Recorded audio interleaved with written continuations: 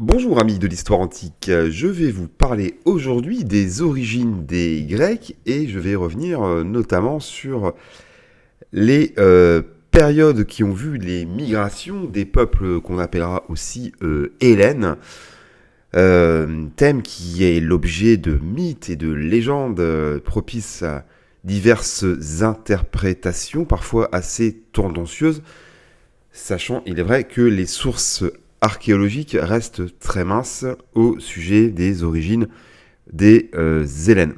Donc je reviendrai d'ailleurs sur la différence, on dira, entre les Grecs et les Hellènes, et sur le pourquoi de l'utilisation de ces termes Hellène ou grec.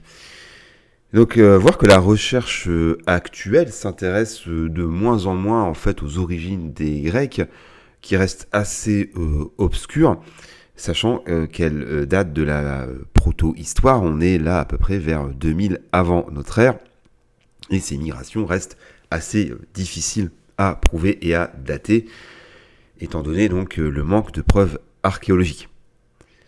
Et d'ailleurs, les historiens et archéologues modernes se posent plutôt la question des conditions techniques et socio-culturelles ayant permis l'émergence de cette civilisation. Alors, il paraît assez évident que les Grecs ne sont pas apparus ex nihilo, en tout cas en termes de civilisation, et qu'ils ont hérité des cultures cycladiques et pélagiques, ainsi que des Minoens, des Lydiens et des Égyptiens, pour ne citer que les cultures relativement proches géographiquement. Alors, on s'intéressera également à la question de savoir qu'est-ce qu'être un grec, hein, car être grec ne recouvre pas qu'une réalité ethnique, mais aussi civilisationnelle autour de la cité, de la rationalité, ce qu'on appellera le logos, et de la loi écrite, ce qu'on appellera le nomos, avec tout de même quelques nuances. L'athénien n'est pas le macédonien. Donc cette vidéo débutera par une étude des origines historiques des Grecs et par quelques rappels sur l'histoire de la Grèce antique, des périodes mycéniennes jusqu'à la période hellénistique, soit tout de même 1700 ans d'histoire. Donc la question des migrations doriennes nous occupera particulièrement, même si j'ai déjà eu l'occasion de faire des vidéos à ce sujet, sachant que ces migrations sont particulièrement propices aux récits légendaires. Alors j'exposerai également rapidement les grands enjeux de l'histoire grecque, et je conclurai sur les fondements de la civilisation grecque ou hellénique, en revenant notamment sur l'expression de miracle grec, qui est devenu une sorte de poncif de l'histoire antique et que je vais m'efforcer, non pas de critiquer, mais en tout cas, on dira d'expliciter. Alors, concernant mes sources, je m'appuierai sur des recherches personnelles, on dira, entreprises à travers notamment différents articles de Wikipédia, ainsi que sur des ouvrages de référence. Tous les liens sont en description. Alors en thème numéro 1, on va s'intéresser au cœur du sujet, c'est-à-dire les origines des Grecs. Alors comme pour la plupart des peuples antiques, ces origines restent assez obscures, car le mythe se mêle allègrement à l'histoire. En effet, les preuves archéologiques restent très minces et les sources littéraires contemporaines totalement absente, sachant que l'écriture est apparue dans le monde grec à la période mycénienne. Ensuite, l'écriture a disparu et est réapparue avec l'alphabet tel que l'on le connaît vers 800. Alors, à voir également qu'il y a quelques écrits postérieurs, en premier lieu Hérodote, et dans une moindre mesure Thucydide, mais ils écrivent des siècles après les événements. Alors pour revenir aux faits historiques, il semble évident que des locuteurs de langues indo-européennes, qu'on appellera achéens, sont parvenus en Grèce continentale et en mer Égée, vraisemblablement en provenance des Balkans, en tout cas des régions limitrophes de la mer Noire. Donc certains historiens parlent aussi peut-être d'Anatolie, mais c'est moins certain. donc achéens qui sont arrivés par vagues successives à partir de 2200, et d'autres peuples qu'on citera apparaîtront par la suite. Alors certains historiens même considèrent que ces Achéens étaient là bien avant, déjà au Bronze Ancien. Donc ces proto-grecs, on dira, ces Achéens, sont reliés aux populations de la steppe pontique, donc les fameux Yamnaya, au nord de la mer Noire, donc que les Grecs appellent le Ponteuxin, d'où le terme de steppe pontique. Et donc ces peuples des steppes pontiques, les Yamnaya, sont considérés désormais, à l'heure des progrès en paléogénétique, comme le foyer d'origine des Indo-Européens.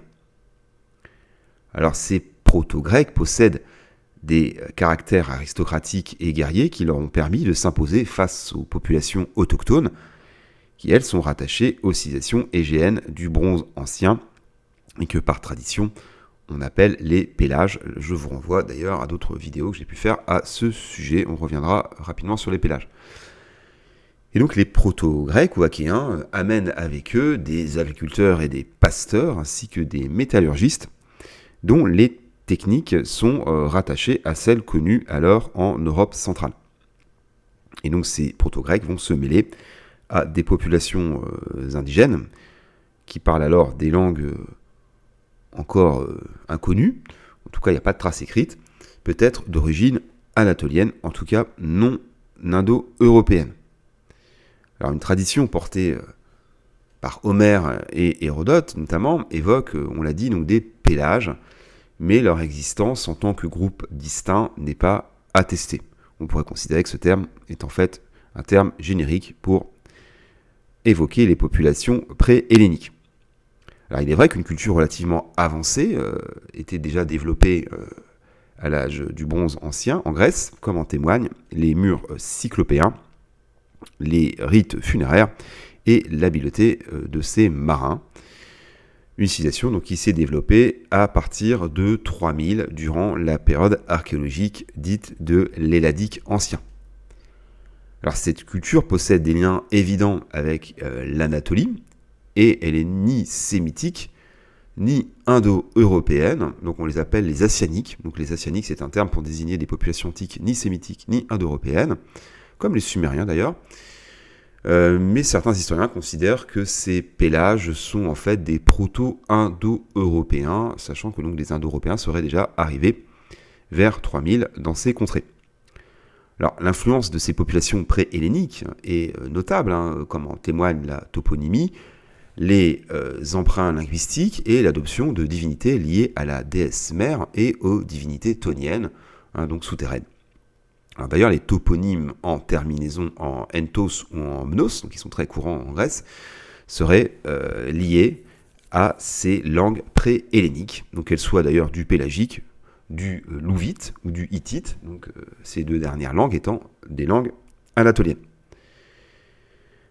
Sachant que le hittite, lui, est une langue indo-européenne. Donc de nombreuses divinités olympiennes des Grecs pourraient aussi avoir une origine pré-hellénique. Alors on peut citer Hestia, Héra, Perséphone et Héphaïstos. Et des origines anatoliennes sont également avancées pour d'autres divinités du panthéon grec, comme Aphrodite et Apollon. Alors à voir également que la civilisation minoenne de Crète, qui est non hellénique et probablement d'origine anatolienne, semble avoir grandement inspiré l'évolution de la région égéenne à l'âge du bronze récent. Alors vers 1700, la civilisation mycénienne commence à émerger principalement dans le Péloponnèse, sachant que les Mycéniens sont donc des Achéens. Alors Mycène est, autour de son palais et de ses puissantes murailles, le centre principal de cette civilisation qui connaît son apogée au XIVe siècle. On peut citer également d'autres sites dans le Péloponnèse, comme Pylos, donc au sud du Péloponnèse, et Tirynthe, non loin de Mycène. Alors cette première civilisation, qu'on peut qualifier de grecque, doit son essor essentiellement aux Achéens, avec tout de même des apports notables provenant des Minoens de Crète. Et donc vers 1300, les Mycéniens s'établissent d'ailleurs en Crète, après plusieurs autres tentatives infructueuses. Et ils commencent à utiliser un alphabet, donc le linéaire B, d'origine crétoise, donc alphabet qui a été déchiffré au début du XXe siècle, sachant par contre que le linéaire A-1 n'a pas été déchiffré à ce jour. Et donc l'alphabet du linéaire B, qui est composé d'environ 87 signes, donc a été déchiffré, mais le corpus contient essentiellement des tablettes à contenu administratif, économique ou religieux, et on a très peu d'indications sur l'histoire des Mycéniens. Alors, l'alphabet du grec ancien, qui se développe, lui, au IXe siècle, n'a aucun lien de parenté avec le linéaire B et dérive de l'alphabet phénicien. Et donc, Homère fait de ces Achéens les héros de l'Iliade. Alors, une tradition semi-légendaire évoque ensuite la migration vers la Grèce de 4 grands groupes tribaux grecs. Donc, c'est une tradition qui a eu énormément de succès dans les temps contemporains, mais qui est remise en cause. Alors même s'il est vrai qu'il y a plusieurs groupes linguistiques, ça c'est indéniable, mais les migrations ne sont pas documentées, ne sont pas prouvées autrement que à travers les textes d'Hérodote, qui ne sont pas toujours d'une fiabilité absolue. Donc on ne connaît pas l'origine, le foyer d'origine des Ioniens, ou des Éoliens, ou même des Macédoniens, parmi ces groupes ethniques. Et on parlera également aussi des Doriens. Alors en fait, ce qui complexifie également la donne, c'est que chacun de ces groupes ethniques, qu'on appellera ethné, donc ethnos au pluriel, développe sa propre généalogie mythologique, mais après coup, des siècles après ces migrations. Alors la datation et même, on l'a vu, l'historicité de ces migrations sont l'objet de vastes débats. Alors si on se fie à Hérodote, cette tradition veut que, donc on l'a vu, les proto-achéens ont émergé vers 2200, depuis donc les Balkans actuels ou les rives de la mer Noire, et donc ils ont peuplé la Grèce centrale puis le Péloponnèse. Et dans les siècles suivants sont arrivés donc les proto-ioniens, et donc qui migrent essentiellement vers les îles égéennes et l'Attique, suivis ensuite des proto-éoliens avec une forte composante pélagique qui s'installe en Thessalie et en Béotie.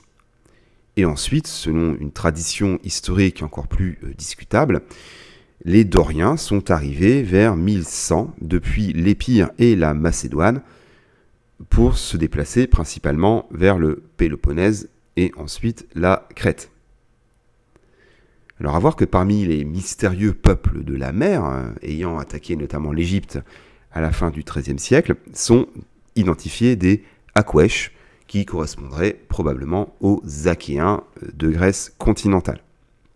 À voir aussi qu'une tradition fait des Philistins, donc ils se sont implantés dans la future Palestine, des Indo-Européens, ou en tout cas une confédération de peuples égéens, voire achéens. Alors, l'Ionie, qui est une région située sur les côtes occidentales de l'Anatolie, est peuplée lors d'une deuxième vague de migration à partir du XIe siècle par des colons ioniens chassés du Péloponnèse, donc qui était leur première patrie, et donc ces Ioniens ayant été chassés par les Achéens. Et ensuite, ces Ioniens se sont mélangés à des populations doriennes et pré-helléniques déjà présentes, et ces Ioniens vont fonder 12 cités, dont les illustres Milet, Éphèse et Phocée, et l'Ionie va connaître une formidable expansion et un formidable essor des sciences, des arts et de la philosophie à partir du 8e siècle. Alors la langue qui devient le grec ancien se forme probablement vers 2000 au contact de peuples indo-européens qui parlent d'une forme de proto-grec avec ses formes dialectales et de peuples autochtones de la péninsule balkanique, dits pré-helléniques ou pélagiques. Donc il existe au moins 8 dialectes du grec ancien, donc l'achéen, le dorien, l'éolien, l'ionien et le macédonien principalement. Alors à voir que l'attique est un dérivé donc, du ionien qui est parlé à Athènes et qui est considéré à l'époque classique comme la langue grecque la plus pure. Et elle est en grande partie à l'origine de la langue grecque commune, ce qu'on appelle la koiné, qui est utilisée à l'époque hellénistique. Et donc la koiné est la source du grec moderne. Alors ce qui est intéressant de noter, c'est que l'alphabet du grec ancien permet de noter les voyelles, au contraire du phénicien dont il est issu, sachant qu'il n'y a pas de voyelles notées dans les langues sémitiques, en hébreu notamment. Et donc cet alphabet phonétique démocratise l'écriture en permettant de se passer de scribe et rend la lecture des lois accessible à tous les citoyens, ce qui va participer notamment au développement de l'esprit civique chez les Grecs. Alors voyons en thème numéro 2, les migrations doriennes. Donc je ferai relativement court à ce sujet, j'ai déjà eu l'occasion de le traiter dans d'autres vidéos, car en effet on reprend dans certaines publications même très sérieuses les termes de migration, voire même d'invasion dorienne.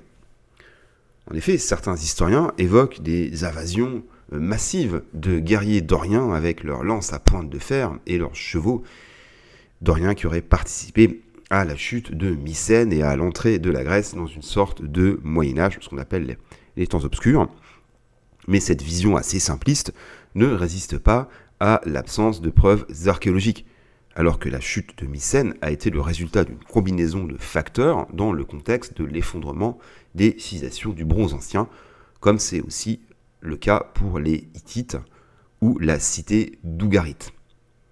Alors les origines des Doriens restent assez floues, donc ils sont certes considérés comme l'un des principaux groupes ethniques grecs, donc avec les Achéens, les Ioniens et les Éoliens, mais leur foyer d'origine et les motifs de leur migration restent assez incertains.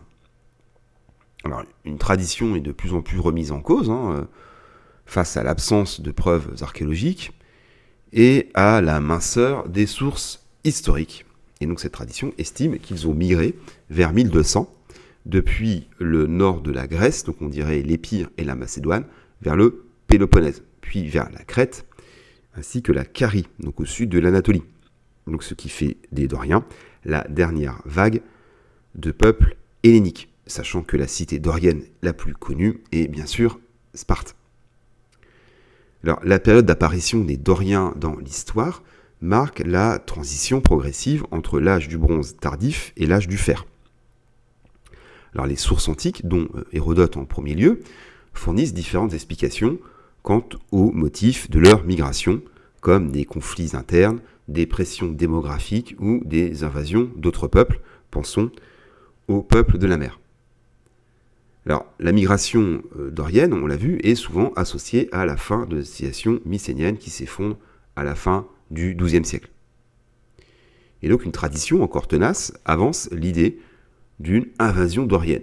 Mais ce terme n'est quasiment plus employé dans, on dira, les ouvrages sérieux, car il n'y a aucune preuve d'une invasion brutale qui aurait pu mettre fin à la civilisation mycénienne. Donc on a certes des traces de destruction de palais, mais il pourrait tout à fait s'agir de soulèvements internes ou de révoltes. Je vous renvoie là aussi à des vidéos que j'ai pu faire à propos des Mycéniens.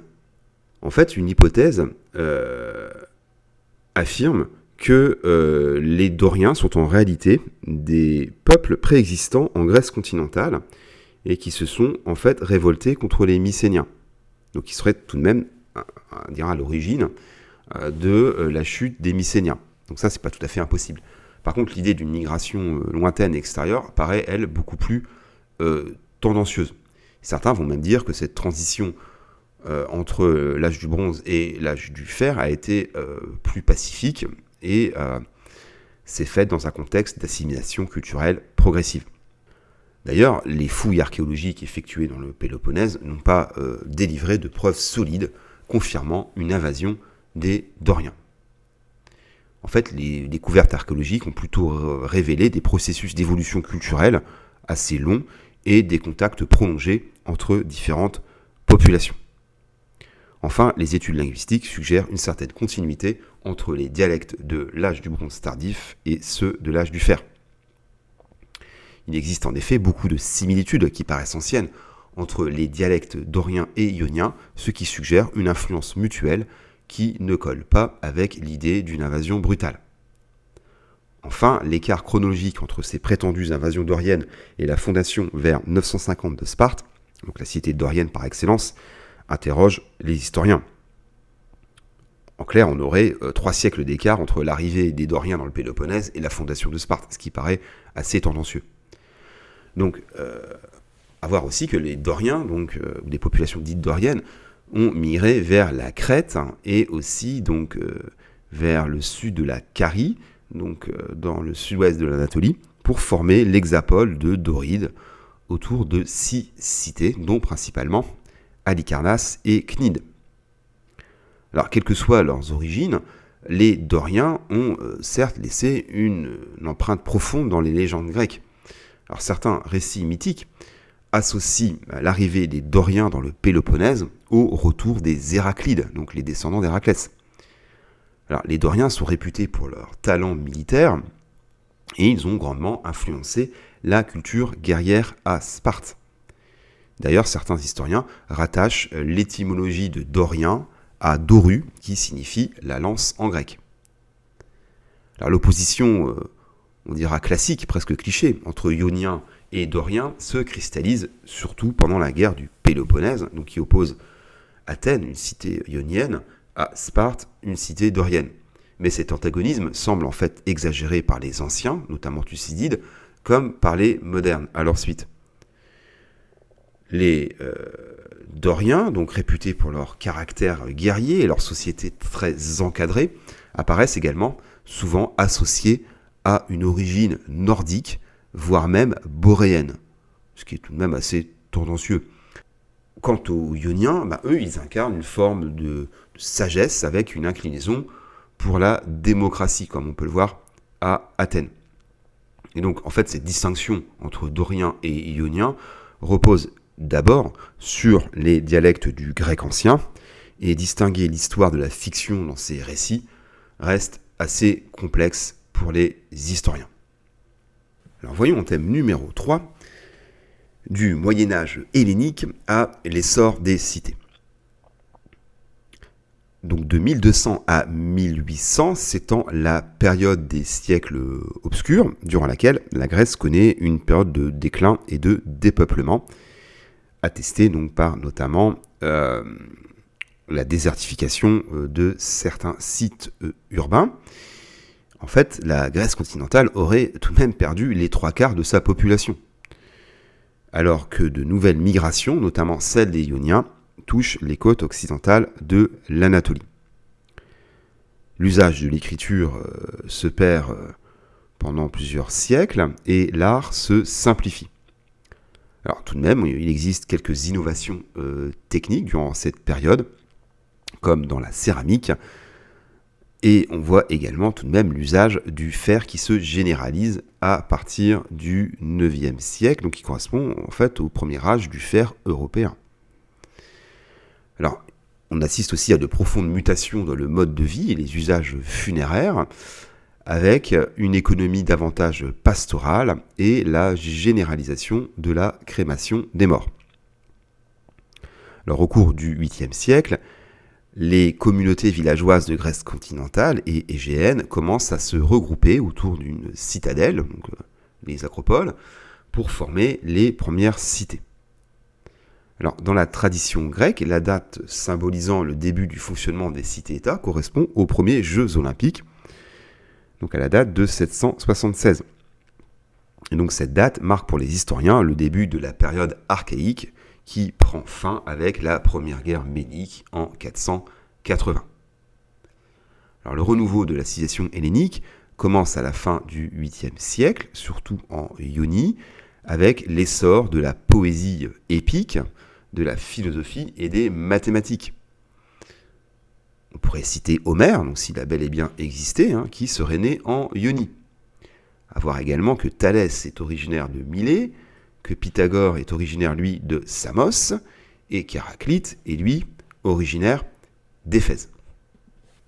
Ensuite, du 8e au 7e siècle, les Grecs commencent à fuir des troubles sociaux et des crises agraires pour lancer un vaste mouvement de colonisation sur le pourtour de la Méditerranée et de la mer Noire, ce qui entraîne la fondation de cités grecques des côtes de la Gaule et de l'Ibérie jusqu'à celle de l'Ukraine actuelle.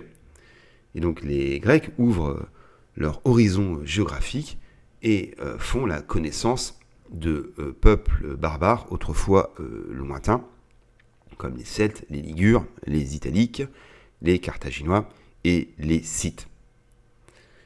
Donc dès l'origine, les cités grecques sont constituées d'une entité physique autour d'une ville et d'un territoire, d'une entité politique autour de citoyens plus ou moins égaux, et d'une entité sociale autour d'hommes libres et d'esclaves. Et donc la cité-État, donc la police, est par définition un État souverain doté de pouvoirs régaliens, comme celui de faire la loi, de battre monnaie et de déclarer la guerre. Alors pour autant, certains Grecs vivent dans un cadre monarchique, comme les Macédoniens et les Épirotes. On peut aussi évoquer le cas de Sparte, avec la double monarchie, mais il s'avère que le régime de Sparte est plutôt oligarchique. Alors, les Grecs ont pleinement conscience de leur unité culturelle à travers les sanctuaires et les jeux pan-helléniques. Pensons évidemment aux Jeux Olympiques, malgré les conflits entre cités qui débutent vers 700 avec la guerre entre Chalchis et Érythrée sur l'île d'Eubée. Évoquons en quatrième point l'époque classique. Donc l'époque classique, donc de 480 à 323, marque l'apogée des cités-États. Elle voit le développement à Athènes de la philosophie avec Socrate et Platon, de la sculpture avec Phidias, de la tragédie avec Échille, Sophocle et Euripide, de la comédie avec Aristophane. Durant les guerres médiques, moment fondateur de l'histoire occidentale, les Grecs coalisés repoussent par 2 fois les armées perses, alors que les cités grecques d'Ionie sont sous la tutelle des Perses achéménides. Et donc cette menace de l'Empire perse développe chez les Grecs la conscience d'eux-mêmes et renforce l'image menaçante du barbare. Alors Athènes profite de ces victoires pour exercer une hégémonie sur le reste de la Grèce et fonder une thalassocratie autour de la Ligue de Délos. Et donc cet impérialisme athénien, marqué dans le marbre par l'édification du Parthénon, et incarné par la figure de Périclès, suscite l'hostilité croissante des cités grecques qui trouvent en Sparte un protecteur de leur indépendance. Et donc les 2 cités, Athènes et Sparte, se livrent la guerre du Péloponnèse de 431 à 404, qui est une véritable guerre civile à l'échelle de la Grèce. Et cette guerre donne lieu à la première œuvre d'histoire politique par l'Athénien Thucydide, qui offre une analyse rationnelle des événements préfigurant donc l'approche de nombreux penseurs de la philosophie politique. Alors la guerre du Péloponnèse est à l'origine du déclin des cités-États, alors que les Perses ont su habilement jouer des divisions entre Grecs en choisissant de financer l'effort de guerre spartiate. Alors le temps des cités est révolu au début du IVe siècle, malgré un sursaut de Thèbes avec 2 grands stratèges, donc Pélopidas et Épaminondas. Ensuite, au milieu du IVe siècle, un royaume grec, jusque-là périphérique, la Macédoine, commence à émerger. Donc la Macédoine fonde sa puissance sur une aristocratie foncière, une armée réformée, donc du temps de Philippe II, et également sur les mines d'argent du mont Pangée. Et donc le roi Philippe II, le père d'Alexandre, parvient par la force et la ruse à unifier les Grecs en les plaçant sous son joug, malgré les résistances des Athéniens et des Thébains, qui sont finalement battus en 338 à Chéronée. Et donc à ce moment, Philippe peut promouvoir un projet commun, qu'on appellera pan-hellénique, la guerre contre les Perses. Et après son assassinat, en 336, c'est son fils Alexandre qui concrétise et surpasse ce projet en créant le premier empire euro-asiatique de l'histoire. Alors Alexandre doit à Philippe bien plus que le simple héritage d'un trône. Il lui doit un héritage immatériel, fait de gouvernance éclairée, de stratégie militaire et de curiosité intellectuelle, comme le montre également l'apport d'Aristote. Mais Alexandre ne se contente pas de vaincre les Perses et de libérer les cités grecques d'Ionie. Il fonde un empire multi-ethnique et multiculturel établi sur les bases de l'empire achéménide, en appelant à la fusion des élites gréco-iraniennes. Alors voyons en thème numéro 5 l'époque hellénistique. Donc cette époque s'étend de 323 à 30 avant Jésus-Christ. Et durant celle-ci, les Grecs élargissent leur univers en fondant des royaumes en Asie et en Égypte et en dépassant le cadre étriqué de la cité. Alors longtemps, cette période a été vue dans l'historiographie comme une période de déclin, comme une période, on dira, de parenthèse entre l'âge d'or des cités et les conquêtes romaines, mais cette période connaît un formidable essor des arts et des lettres, comme en témoignent les bibliothèques d'Alexandrie et de Pergame qui supplantent Athènes en tant que centre intellectuel du monde grec. À voir aussi que les savants grecs profitent de ces échanges d'idées entre la Grèce, l'Égypte, la Perse et l'Inde pour faire avancer les disciplines scientifiques. Parmi ces illustres savants de la période hellénistique, on peut citer Ératosthène, Euclide et Archimède. La philosophie voit également naître de nouvelles écoles promises à un grand avenir, comme le stoïcisme et l'épicurisme. Ensuite, de puissants royaumes émergent à la suite des guerres des Diadoques, donc les successeurs d'Alexandre. On peut penser bien sûr aux Ptolémées ou l'Agide qui règnent sur l'Égypte depuis leur grandiose capitale, Alexandrie. Et leur royaume, donc, qui est peuplé d'indigènes égyptiens, de colons grecs et d'une communauté juive alexandrine, est le plus prospère de son temps, malgré, il est vrai, des révoltes sociales et des crises dynastiques récurrentes. Alors, les Séleucides règnent, eux, sur la Babylonie et la Syrie, en s'appuyant sur les structures achéménides et des cités nouvellement fondées, comme celle d'Antioche et de Séleucie du Tigre. Alors, le royaume séleucide est mis à mal par les guerres de Syrie contre les Ptolémées, l'invasion des Parthes, ainsi que les querelles intestines. Et ce royaume est finalement vaincu par les Romains donc en 189 sous le règne d'Antiochos III, et il prend fin en 64 sous l'action de Pompée.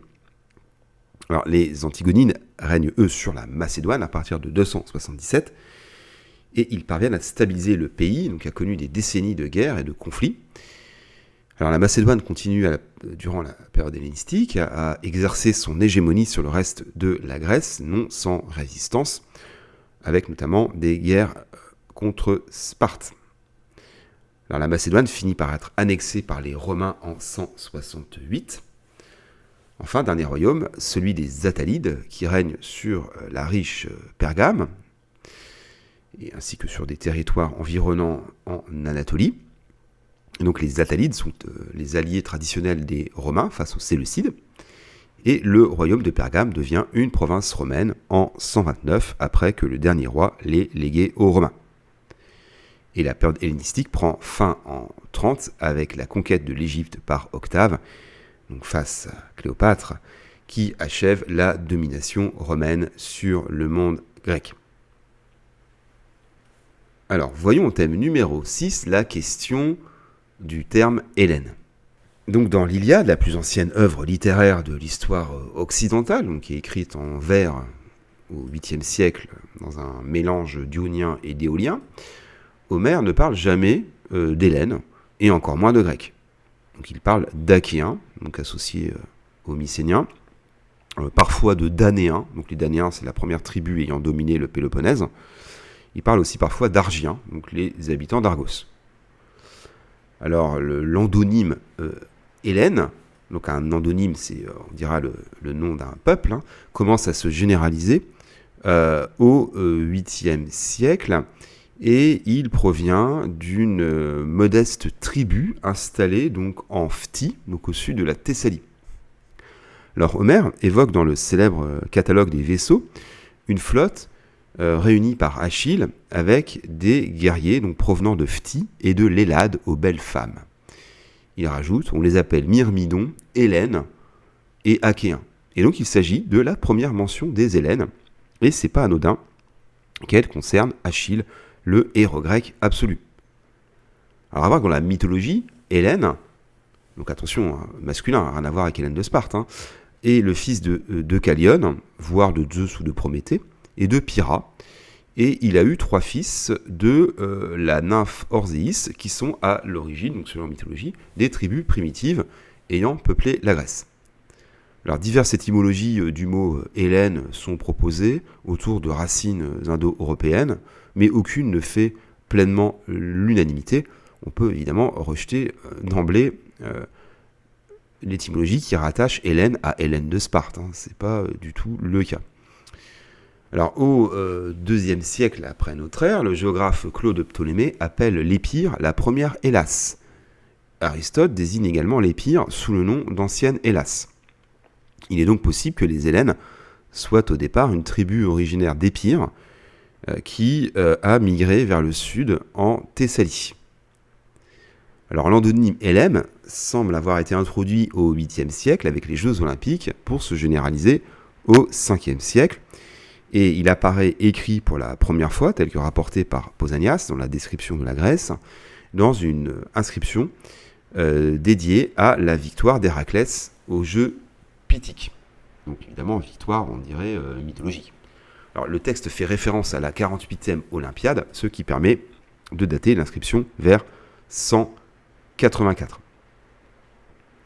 Alors, une inscription à Delphes célèbre également la victoire des Hellènes sur les Perses à la bataille de Platée en 479. Donc une inscription très célèbre et qui fait, on va dire, pour les historiens, entrer le terme d'Hélène dans l'histoire, en tout cas comme terme pour désigner l'ensemble des Grecs. Et donc la conscience d'une unité pan-hellénique se développe avec les Jeux sportifs, donc les Jeux olympiques, pythiques, ismiques et néméens, ainsi qu'avec les pèlerinages religieux, pensons à ceux de Dodone, de Delphes ou de Délos. Et cette unité pan-hellénique se voit renforcée avec les guerres médiques. Alors revenons sur le terme de grec. Donc l'appellation des Grecs provient du latin Graecus.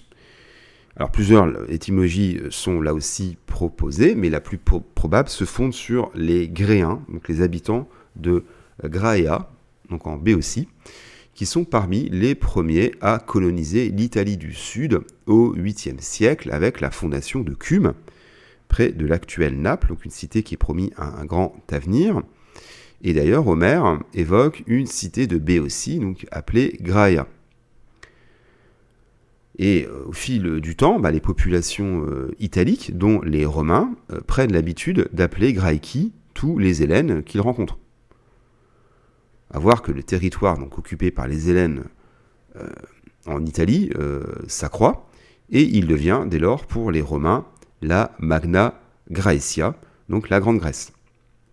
Et donc une autre théorie fait des premiers Grecs une tribu d'Épire arrivée en Italie avant la première vague de colonisation du 8e siècle. Enfin, dans la mythologie gréco-latine, Grécos est le fils de Pandore, donc la petite fille de la célèbre Pandore, et le neveu d'Hélène, ce qui complexifie en tout cas, une fois de plus, les histoires étymologiques. Et donc ce Grécos a pour frère Latinos, le héros éponyme des Latins, même si de tradition je mets de côté toutes les histoires étymologiques qui sont évidemment très postérieures et qui n'ont rien d'historique. Alors à voir qu'en Asie, les Grecs sont appelés Yunnan, donc qui est en fait un dérivé du vieux persan Iona, qui désigne Lyonie. C'est encore le cas maintenant. Et donc à la fin du 6e siècle avant notre ère, cette appellation s'est étendue à l'ensemble des Grecs. Et ensuite, tous les peuples sous influence perse l'ont adopté, ainsi que les Indiens, qui écrivent en sanskrit Yavana. Et donc de nos jours, le terme Yunnan est encore utilisé en persan, en arabe, en turc, en hindi, en indonésien et en malais. Alors à voir qu'il y a un personnage portant le nom de Yavan qui est mentionné dans le livre de la Genèse, et il est assimilé à Ion, le héros éponyme des Ioniens, et il est considéré à ce titre comme l'ancêtre mythique des Grecs. Alors ce qui est assez ironique, c'est que les Grecs ont forgé la plupart des exonymes des peuples barbares passés dans le français, donc comme Celtes, Thraces, Illyriens, Scythes, etc. Mais très peu de langues actuelles ne désignent ces Grecs sous le nom d'Hélène. Et en fait, le choix de leur ethnonyme a été l'objet de controverses après leur accession à l'indépendance en 1830. Et Hélène s'est imposée comme pour marquer un retour aux racines antiques de l'Hellade, sachant que pour les Grecs, leur pays s'appelle toujours Hellas. Alors revenons rapidement sur le terme hellénisme, qui traduit quant à lui le mode de vie propre aux Grecs. Et donc le terme est construit en langue française à la fin du XVIe siècle, à partir du verbe grec hellénisein, qui signifie vivre, parler comme les Grecs.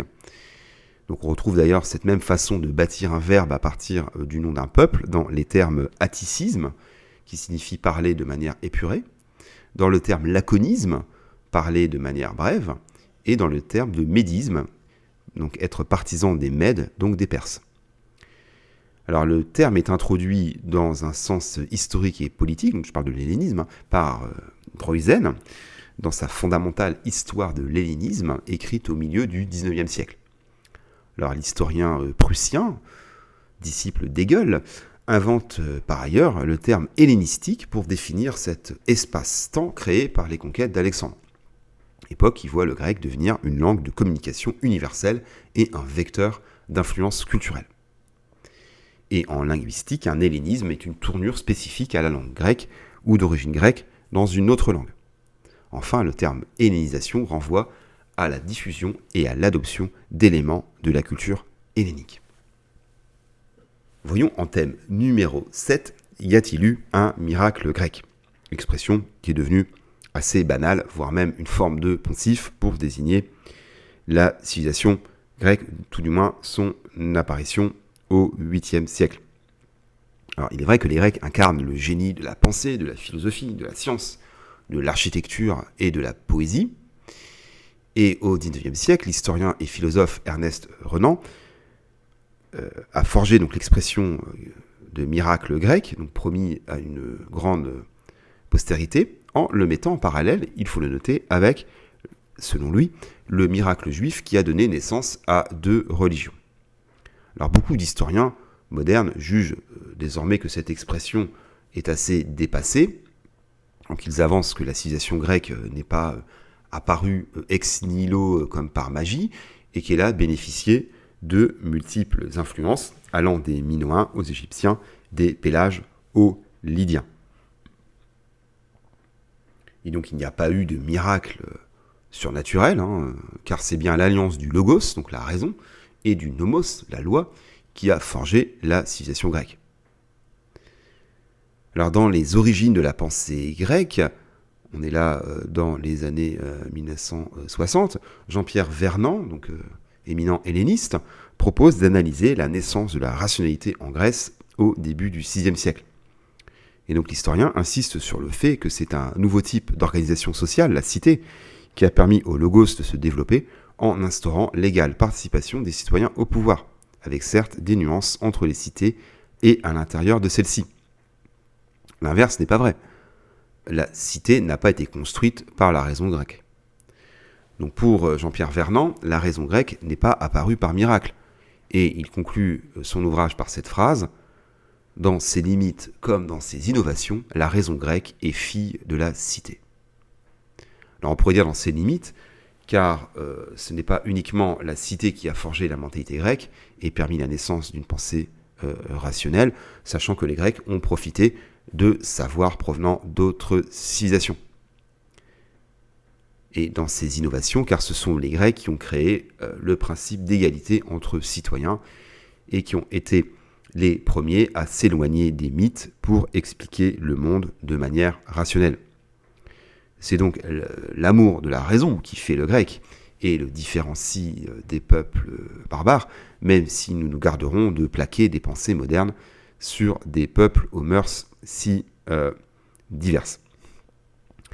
Alors loin de tout idéalisme, le formidable essor de la Grèce antique peut s'expliquer par des causes matérielles, notamment la démocratisation de l'écriture avec l'adoption de l'alphabet phonétique, les progrès de l'économie marchande avec la généralisation de la monnaie, l'intensification des guerres entre cités à l'époque classique qui a produit une concurrence stimulante, et enfin l'esclavagisme généré par les prises de guerre qui libèrent les citoyens des tâches les plus ingrates. En conclusion, la civilisation grecque antique, qui rayonne pour l'éternité, possède des origines aussi lointaines que mystérieuses. Elle bénéficie d'un développement spectaculaire à partir du 8e siècle pour connaître son âge d'or au 5e siècle, puis une formidable expansion à l'époque hellénistique avec la diffusion de la pensée, de l'art et des techniques grecques en Asie et en Afrique du Nord. La civilisation grecque sut emprunter à ses voisines, donc égyptiennes, babyloniennes ou lydiennes, pour connaître un développement propre avec des traits caractéristiques, tant au niveau de l'art, de l'organisation sociale ou des techniques militaires. Donc en tout cas, j'espère avoir apporté un nouvel éclairage historique sur ces migrations qui sont en tout cas peu attestées par les sources, donc il faut rester très prudent sur les différents groupes ethniques grecs et se garder des simplifications, même si évidemment Hérodote est une source de premier plan, mais restons prudents. Donc ainsi se termine cette vidéo, donc j'espère qu'elle vous a intéressé. Merci pour vos commentaires, vos likes et vos abonnements, et je vous dis à très bientôt pour de nouvelles découvertes.